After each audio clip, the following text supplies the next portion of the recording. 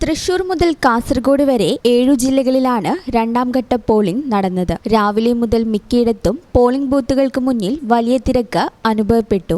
ആദ്യ മണിക്കൂറുകളിൽ പലയിടത്തും വോട്ടിംഗ് മെഷീനുകൾ തകരാറിലായെങ്കിലും പിന്നീട് പരിഹരിക്കുകയുണ്ടായി. കനത്ത പോളിംഗാണ് മലപ്പുറം ജില്ലയിലാകെ രേഖപ്പെടുത്തിയത്. ഉയർന്ന പോളിംഗ് ശതമാനം തങ്ങൾക്ക് അനുകൂലമാകുമെന്ന ശുഭാപ്തി വിശ്വാസത്തിലാണ് മുന്നണികൾ. തെരഞ്ഞെടുപ്പിൽ ഇടതു തരംഗമുണ്ടാകുമെന്നാണ് LDF നേതാക്കൾ ആത്മവിശ്വാസം പ്രകടിപ്പിക്കുന്നത്. ഭരണവിരുദ്ധ വികാരം വോട്ടെടുപ്പിൽ പ്രതിഫലിക്കുമെന്ന് UDF BJP നേതാക്കളും പ്രതികരിച്ചു. ശബരിമല സ്വർണ്ണക്കൊള്ള മുതൽ രാഹുൽ മാങ്കൂട്ടത്തിൽ MLAക്കെതിരെയുള്ള ലൈംഗിക പീഡന കേസും നടി ആക്രമിക്കപ്പെട്ട സംഭവവും രണ്ടാം ഘട്ട വോട്ടെടുപ്പിലും ചർച്ചയായെന്നാണ് വിലയിരുത്തൽ. LDFന് തിളക്കമാർന്ന ജയമുണ്ടാകുമെന്ന് മുഖ്യമന്ത്രി പിണറായി വിജയൻ ഉൾപ്പെടെയുള്ള നേതാക്കൾ പറഞ്ഞു. ഭരണവിരുദ്ധ വികാരം തെരഞ്ഞെടുപ്പിൽ പ്രതിഫലിക്കുമെന്നും ലോക്സഭയിലെ വിജയം ആവർത്തിക്കുമെന്നും പ്രതിപക്ഷ നേതാക്കളും പ്രതികരിച്ചു. UDF സ്ഥാനാർത്ഥി മരിച്ചതിനെ തുടർന്ന് മലപ്പുറം മൂത്തേടം പഞ്ചായത്തിലെ 7ാം വാർഡിൽ വോട്ടെടുപ്പ് മാറ്റിവെച്ചു.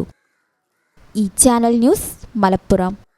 നിങ്ങളുടെ വീട്ടിലേക്ക് ആവശ്യമായ ഒരു പുതിയ വാഷിംഗ് മെഷീൻ അതല്ലെങ്കിൽ ഒരു സോഫ സെറ്റ് വാങ്ങാൻ വേണ്ടി പ്ലാൻ ചെയ്യുകയാണോ?